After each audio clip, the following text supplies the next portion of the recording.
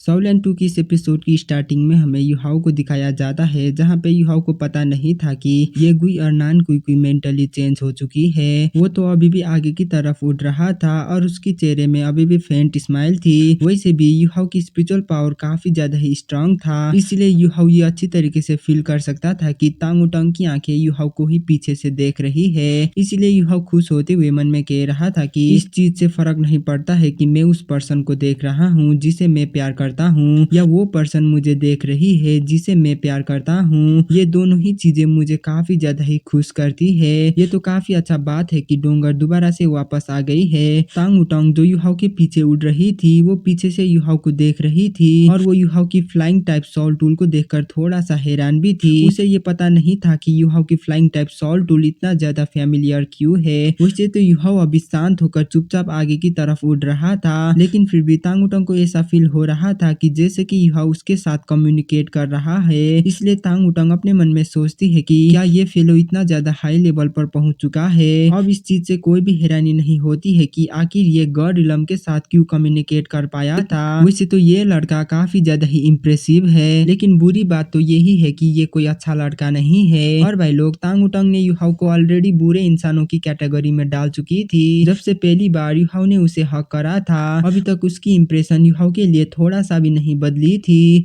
इसलिए वो युहाओ के बारे में यही सोचती थी कि युहाओ एक लुच्चा लफंगा है जिसके पास एक्स्ट्रा ऑर्डिनरी एबिलिटीज हैं, या तो वो ऐसा पागल इंसान है जो काफी ज्यादा ही स्ट्रेंथ को पोजेस करता है। और इसी तरीके से सोचते हुए तांग उटंग भी धीरे धीरे करके युहाओ से इंटरेस्टेड होती ही जा रही थी और वो युहाओ के लिए थोड़ा सा क्यूरियस भी थी। तांग उटंग को ऐसा लगता था कि इस पर्सन के पास काफी सारे हिडन सीक्रेट्स हैं जिससे उसके साथ कुछ लेना देना है। वैसे भी अगर बात किया जाए तो तांग उटंग बेवकूफ नहीं थी, वो काफी ज्यादा ही इंटेलिजेंट पर्सन थी। जब से वो पहली बार सेरेक एकेडमी में आई थी तो उसने तभी से युहाओ की नाम को सुन के रखी थी, क्योंकि सभी लोग तांग उटंग को देखकर यही कहते थे कि युहाओ और ये लड़की सच में काफी अच्छी कपल है। शुरुआत में तो तांग उटंग को इस चीज को सुनकर काफी ज्यादा ही गुस्सा आने लगा था और उसे भी ये अच्छी तरीके से पता चल चुका था कि सेरेक एकेडमी के सभी लोग पागल हो चुके हैं। लेकिन ऐसे ही टाइम बीतते ही जाने के बाद भी सेम बातें सुनने के बाद तांग उटंग को भी ये फील होना शुरू हो गया था कि शायद कोई पक्का सही मेरे जैसे दिखती होगी जो कि उस फेलो के साथ रिलेटेड थी, और तर वो लड़की उस फेलो के साथ काफी ज्यादा ही करीब भी थी। लेकिन क्या सच में कोई मेरे जैसा दिखाई देने वाली लड़की हो सकती है। जब युहाओ पहली बार सेरेक एकेडमी में आया था और उसने तांग उटंग को गले लगाया था तो तांग उटंग पूरी तरीके से हैरान हो गई थी, इसलिए उसने युहाओ को पीटा भी था। वैसे तो तांग उटंग भी ये तो अच्छी तरीके से जानती थी कि उसके पास अच्छा टेम्पर नहीं है, और अगर और कोई युहाओ के अलावा उसे गले लगाता तो शायद तांग उटंग पक्का से ही उस पर्सन को पूरी तरीके से मार डालती, या तो तांग उटंग उस पर्सन के साथ तब तक फाइट करती जब तक वो पर्सन जान से नहीं मारा जाता है। लेकिन जब वो पहली बार युहाओ से मिला था तो उसे युहाओ को जान से मारने की महसूस भी नहीं हुई थी, और न ही उसे युहाओ के ऊपर किलिंग इंटेंट फ्लैश हुआ था। उतना प्राउड होने के बावजूद भी, या ये कहूँ कि पूरे गॉड रिलम में राज करने वाली प्रिंसेस को कोई यूं ही आकर गले लगाए और उस पर्सन के ऊपर किलिंग इंटेंट भी ना हो, आखिर ये कैसे हो सकता है। जब तांग उटंग युहाओ के साथ लड़ाई कर रही थी तो उसकी दिल जोरों जोरों से धड़क रही थी। उसे ये तो पता नहीं था कि आखिर ऐसा क्यों हो रहा था, लेकिन फिर भी उसकी दिल में उस फेलो के लिए कुछ और ही था। युहाओ को लफंगा इंसानों की कैटेगरी में रखने के बाद भी उसकी दिल युहाओ को देखकर अलग ही तरीके से रिएक्ट करती थी। शायद देखकर ऐसा लगता है कि सच में उन दोनों के बीच में कुछ गहरा कनेक्शन है। लेकिन फिर भी तांग उटंग को ये चीजें मानने में काफी ज्यादा ही परेशानी हो रही थी, क्योंकि तांग उटंग की मेमोरीज में अभी तक युहाओ कभी भी अपीयर नहीं हुआ था। इसलिए ये तो नामुमकिन था कि वो दोनों पहले से ही एक दूसरे को जानते हो। फिर तांग उटंग फोर्सफुली अपने सिर को दूसरे तरफ करती है और वो कहती है कि अब मैं और ज्यादा उसके बारे में बिल्कुल भी नहीं सोचूंगी, मुझे फ्यूचर में इस लड़के को इग्नोर करना होगा।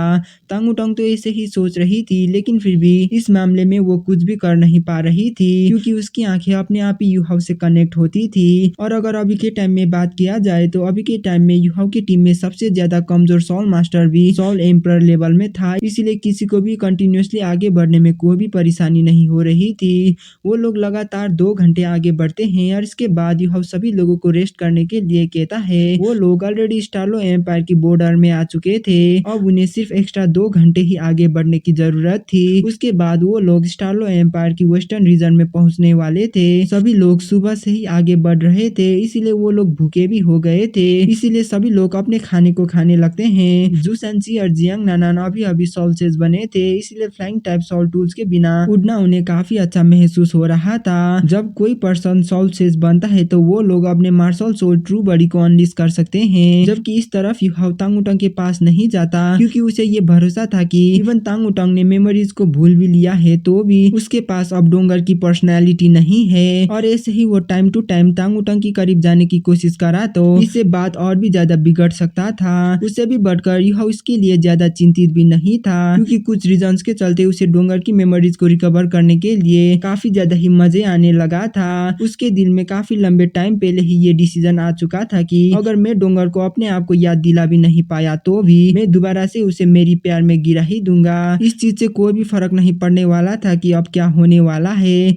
लेकिन अब युहाओ दोबारा से तांग उटंग से दूर होने वाला नहीं था। वो तांग उटंग जहाँ पे भी जाने वाली थी वो भी उसे ही फॉलो करने वाला था और अभी के टाइम में युहाओ की प्रायोरिटी मिशन को फुलफिल करना था। इसीलिए युहाओ साइलेंटली अपने मन में सोचता है कि क्या मैं व्हाइट टाइगर ड्यूक को मेरी रियल आइडेंटिटी ऐसे ही रिवील कर दूं। ये तो अवॉइड करना मुश्किल है कि मैं वहाँ पे डायलोली से जरूरी मिलूंगा। मैं बस यही सोच रहा हूँ कि उस फेलो ने मुझे बेच दिया है या नहीं, क्या उस फेलो ने मेरे रियल आइडेंटिटी के बारे में छिपाया है या नहीं। शायद वो ऐसा नहीं करेगा।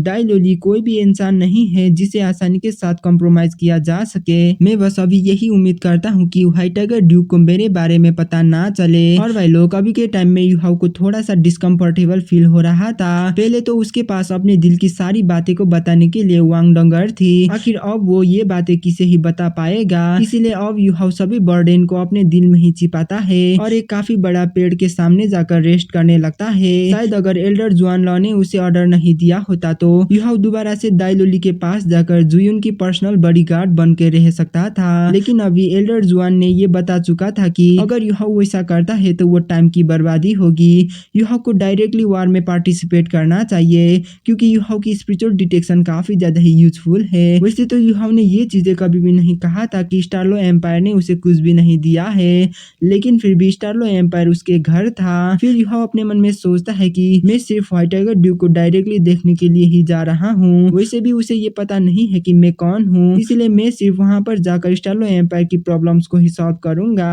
और बाकी चीजें फ्यूचर में ही पता चलेगी। इन्हीं सारी बातों के बारे में सोचते हुए युहाओ डीप थॉट में चले गया था। लेकिन जब उसकी आंखें खुलती है तो वो काफी ज्यादा ही हैरान होता है क्योंकि पिंक कलर्स की आंखें युहाओ को ही देख रही थी। फिर युहाओ एक स्माइल के साथ तांग उटंग की तरफ नोट करता है, जिसे देखकर तांग उटंग जल्दी से दूसरी तरफ मुड़ती है और वो अपने खाना को फोर्सफुली चॉप करती है जैसे कि वो किसी तरीके की मीट को खा रही हो। फिर युहाओ भी जल्दी से खाना खत्म करके प्रॉपर मेडिटेशन स्टेट में बैठकर कल्टीवेट करने लगता है और ऐसे ही सभी लोग 1 घंटे के लिए रेस्ट करते हैं और ऐसे ही सभी लोग जर्नी में निकलने के लिए सभी लोग दोबारा से 1 घंटे और कल्टीवेट करते हैं। और भाई लोग अगर आप सभी लोगों को लंबे वीडियो चाहिए तो आप सभी लोग 570 लाइक्स की टारगेट को कंप्लीट कर देना। तो चलो इसी के साथ हमारी ये वाला एपिसोड को खत्म करते हैं। मिलते अगले वीडियो में, तब तक के लिए बाय बाय।